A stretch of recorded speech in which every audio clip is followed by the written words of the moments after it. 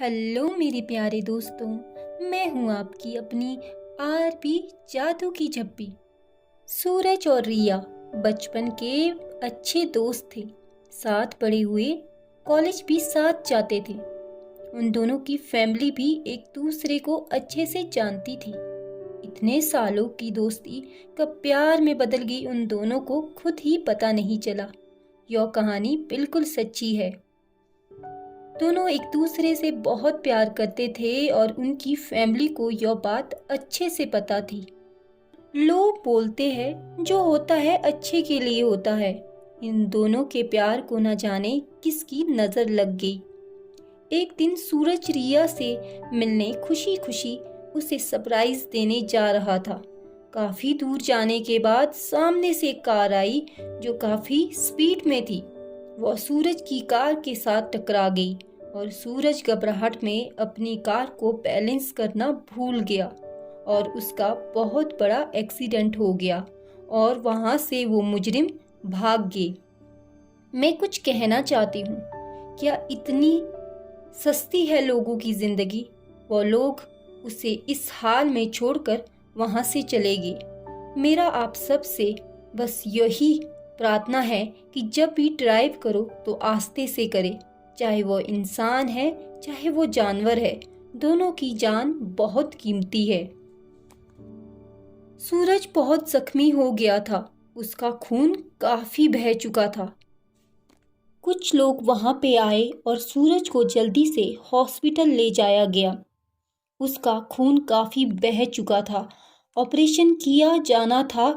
सूरज के पापा ने कहा डॉक्टर को, जितना मर्जी पैसा लगे मेरे बच्चे को बचा लो बस। डॉक्टर ने कहा आप टेंशन ना लो, मैं पूरी कोशिश करूंगा। उधर रिया सूरज का इंतजार कर रही थी। काफी देर हो गई थी। उसे बेचैनी होने लगी थी। उसका फोन नहीं लग रहा था। वो हैरान परेशान अपनी माँ से बोली, माँ आज सूरज ने आना था, अभी तक नहीं आया। रिया की माँ बोली, बेटा टेंशन ना लो।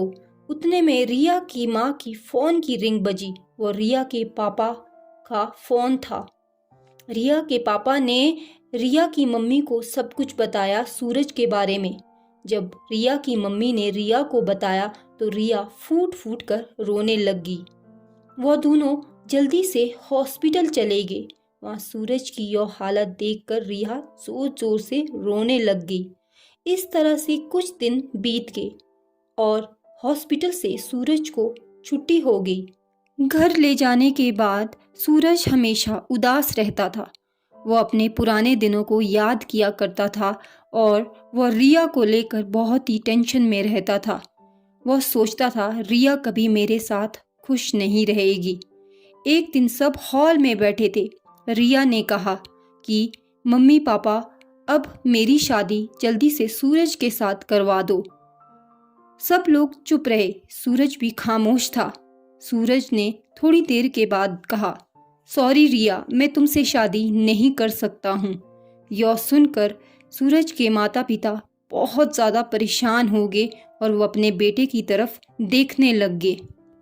रिया ने कुछ नहीं कहा। वह चुपचाप वहाँ से चली गई। इस तरह से बहुत सारे दिन बीत गए। 1 महीना, 2 महीने, 3 महीने। सूरज भी दिन प्रतिदिन परेशान हो रहा था। अब रिया का ना तो उसे कोई मैसेज आता था ना ही कोई उसे कॉल आता था। सूरज सोचने लग गया, अब तो रिया ने किसी और से शादी करने का सोच लिया होगा। तो सूरज ने मन ही मन में कहा, अच्छा है, मेरे साथ शादी करती तो जिंदगी भर रोती। अब कम से कम 4 से 5 महीने बीत चुके थे। एक दिन रिया के माता पिता सूरज से मिलने आए तो उन्होंने सूरज से उसका हाल पूछा। तो वो सूरज से पूछने लगे कि बेटा उस दिन क्या हुआ था, तुमने रिया को ऐसा क्या कहा था?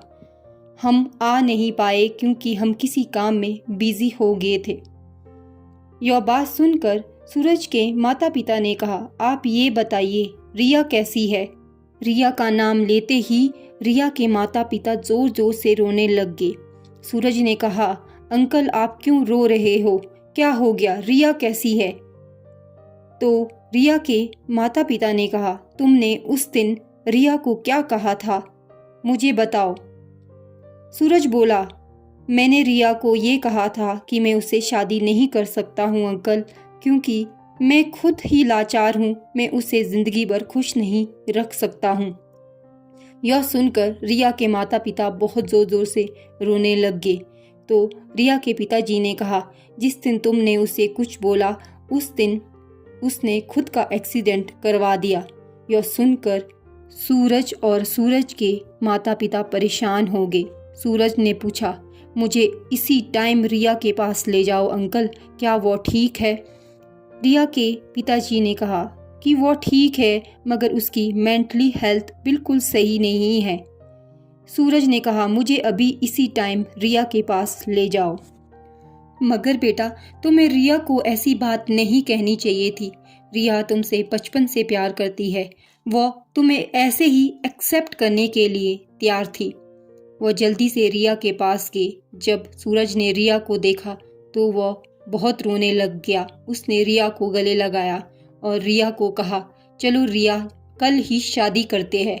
यह सुनकर रिया के माता पिता और सूरज के माता पिता बहुत ज़्यादा खुश हुए। आज रिया और सूरज की शादी हो चुकी है और उनकी 4 साल की बेटी सेजल है।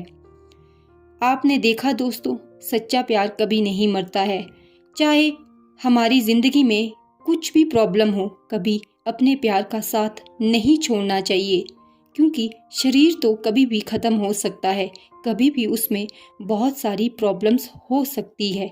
मुझे पूरी आशा है कि आपको मेरी आज की सच्ची कहानी पसंद आई होगी। कल फिर मिलते हैं एक नई सच्ची कहानी के साथ। तब तक के लिए बहुत सारा प्यार। धन्यवाद।